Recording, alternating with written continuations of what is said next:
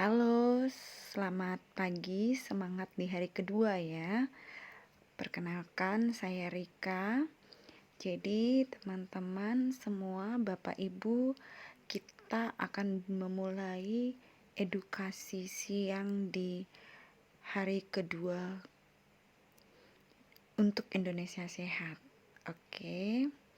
Nah, di hari kedua kita akan belajar yang pertama, masalah utama. Kenapa sih tubuh kita bisa gemuk?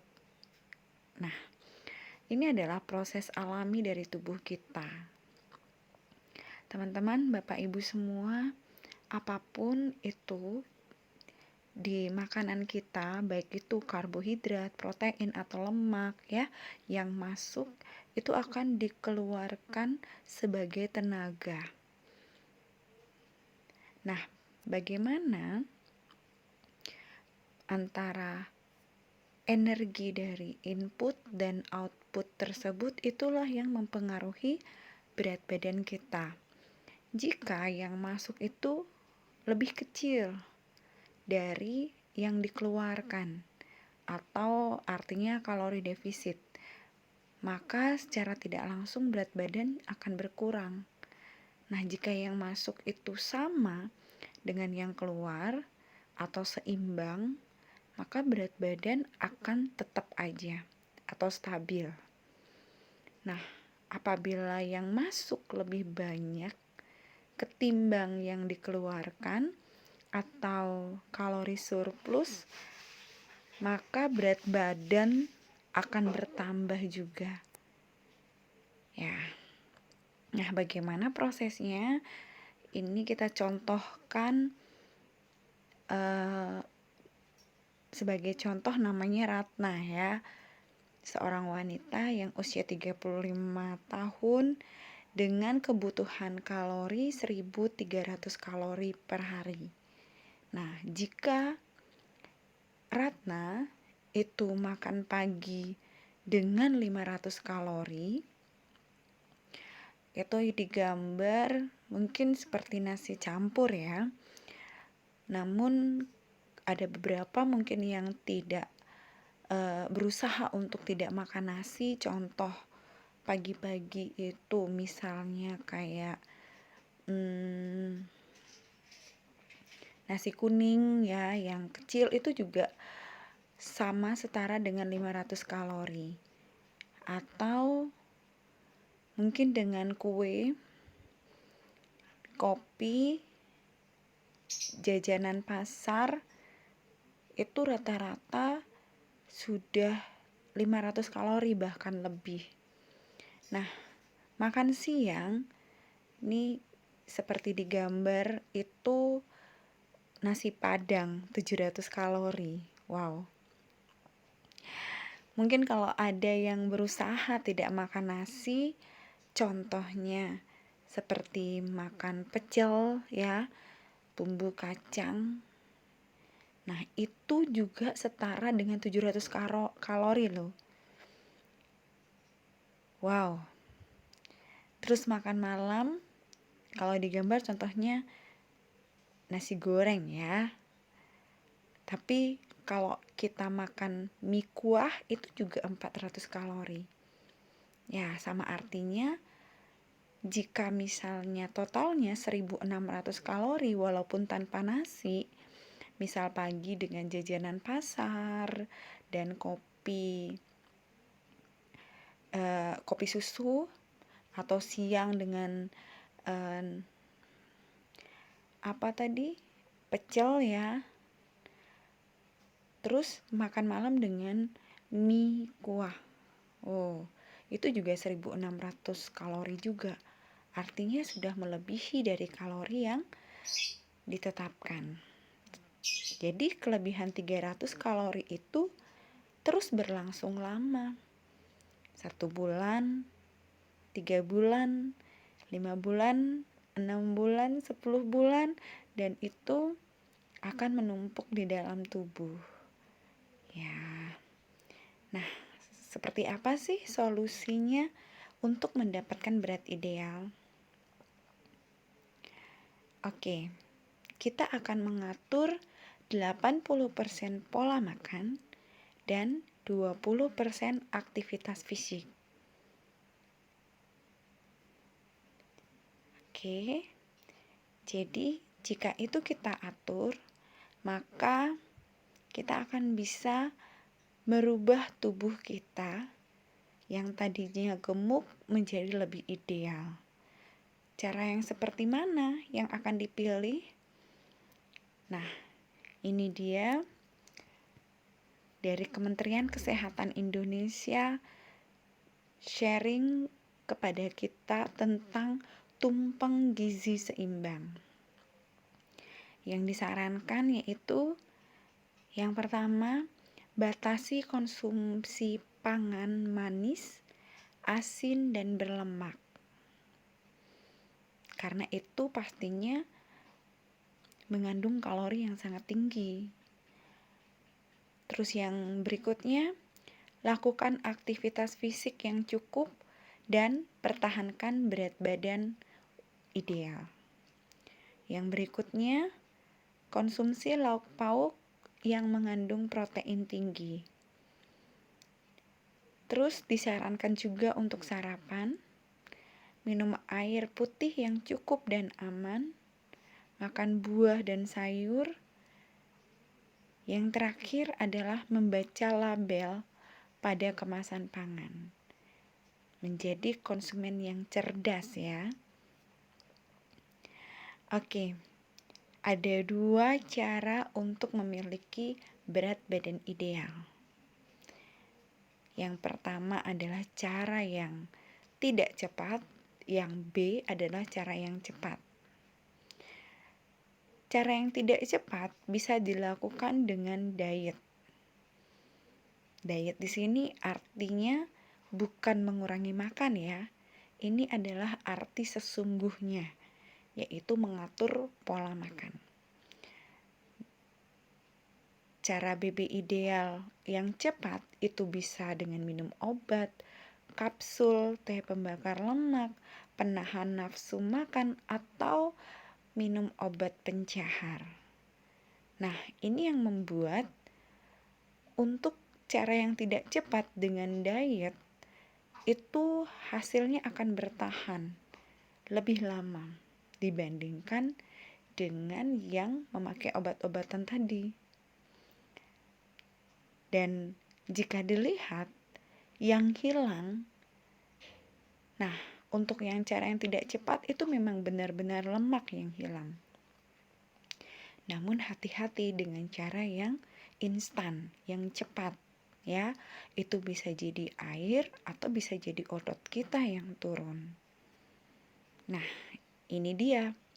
Apa sih diet itu? Sebenarnya jika kita mencari arti dari diet sebenarnya itu merupakan pola makan yang diatur untuk mencapai tujuan yang diinginkan. Ya, bukan mengurangi makan. Salah kaprah ya. Nah, diet itu bertujuan justru dia menjaga kesehatan dan kebugaran tubuh. Tujuannya untuk mencapai atau menjaga berat badan ideal. Nah, ini dia jenis-jenis diet di masyarakat. Mungkin ada yang pernah mendengar ya, Bapak, Ibu, teman-teman semua, seperti diet keto, diet mayo, diet DEMP, diet rendah karbohidrat, diet Atkins, diet vegan, diet paleo, diet Mediterania, diet Dukan, atau diet gizi seimbang. Nah, bagaimana kita bisa menentukan mau mengikuti pola diet yang mana? Ini adalah saran. Cari diet yang prosesnya masuk akal. Hasilnya tidak langsung cepat. Dan cari diet yang memiliki produk pendukung yang berkualitas baik. Berikutnya, cari diet yang cocok dengan aktivitas dan kebiasaan kita. Dan yang sangat penting, cari diet yang dibimbing oleh coach atau ada komunitasnya. Ya, dan yang perlu diperhatikan, cari diet yang bisa dilakukan jangka panjang. Apabila memang itu dietnya ketat atau ekstrim, maka harus dengan arahan dokter. Oke. Bagaimana diet itu bisa berhasil? Yang pertama adalah faktor internal. Faktor kita. Apakah kita memang memiliki niat atau alasan yang kuat untuk kesehatan, untuk kebugaran, untuk daya tahan tubuh, sejauh mana kita niat. Terus yang kedua, yang faktor internal diri kita sendiri adalah konsisten. Nah, faktor eksternal yang akan mendukung internal tadi itu contoh yang pertama produk pendukung atau nutrisi seimbang. Jadi ada nutrisi pelengkap yang memberikan dukungan kepada diet kita. Terus bimbingan coach atau ada komunitas yang saling support. Nah, inilah yang akan memberikan berat badan ideal kita permanen. Oke. Mengapa sih harus ada produk pendukung atau suplemen tambahan? Seperti yang kemarin dijelaskan, makanan semakin kesini itu semakin menurun nutrisi yang ada di dalamnya. Dari tahun 1950 sampai 1999 sangat signifikan sekali penurunan dari nutrisi di dalam sayur atau buah yang ada. Maka dari itu, pemerintah sudah tidak menganjurkan lagi 4 sehat 5 sempurna. Sekarang sudah dianjurkan yaitu pedoman gizi seimbang. Seperti apa? Untuk nutrisi berimbang Herbalife, kita memerlukan 40% dari total kalori kita berupa karbohidrat, yaitu serat. Kita juga memerlukan 30% dari total kalori kita berupa protein dan 30%-nya lagi berupa lemak baik atau omega 3. Nah, yang mendukung itu adalah istirahat yang cukup, hidrasi, dan olahraga. Oke, seperti apa seimbang itu? Jadi teman-teman, Bapak Ibu semua bisa menggunakan contoh berikut ya. Ini adalah contoh dari Kementerian Kesehatan RI tentang bagaimana kita mengisi piring kita setiap kita makan ya. Ada lauk pauk, buah-buahan, sayuran, makanan pokok. Nah, disertai juga cuci tangan pakai sabun, aktivitas fisik 30 menit per hari, dan minum air 8 gelas sehari. Sumber makanan itu bisa kita cari di dalam karbohidrat itu seperti nasi putih, nasi merah, nasi coklat, kentang, ubi atau singkong. Untuk proteinnya kita bisa dapat dari daging ayam, daging sapi, daging kambing, ikan, telur, tahu, tempe.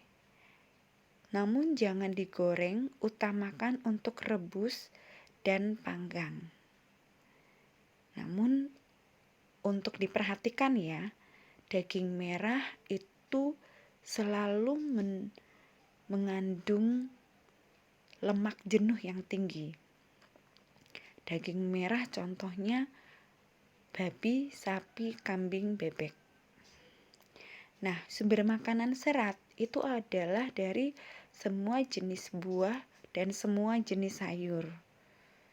Kurangi minuman manis dan makanan manis juga. Oke. Bagaimana kita bisa memilih produk pendukung atau suplemen untuk tubuh kita yang baik? Yang pertama, nutrisinya harus lengkap. Karena kita ingin mendapatkan nutrisi yang seimbang kan ya. Rendah lemak dan rendah kalori. Produk pendukung itu adalah pengganti makan, bukan obat, dan aman dikonsumsi seumur hidup. Nah, silahkan untuk mencari produk-produk pendukung yang memenuhi kriteria tersebut. Salah satunya saya akan perkenalkan produk pendukung yang baik, yaitu Herbalife Nutrition, yang merupakan brand nomor 1 di dunia untuk kategori meal replacement dan suplemen protein. Jadi,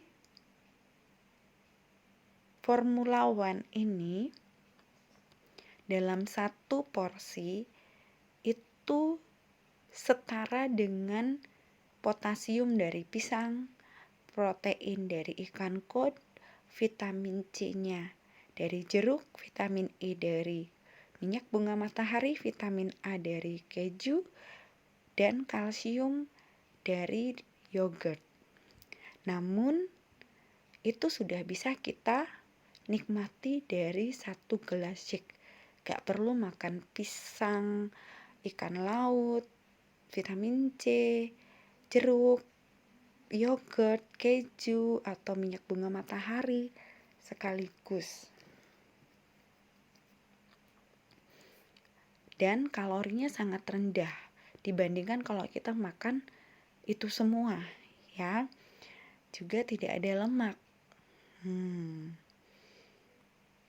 Oke, Bapak Ibu dan teman-teman semua, semoga informasi ini bisa membantu teman-teman untuk mengambil keputusan yang terbaik untuk kesehatan kita. Stay healthy. Terima kasih.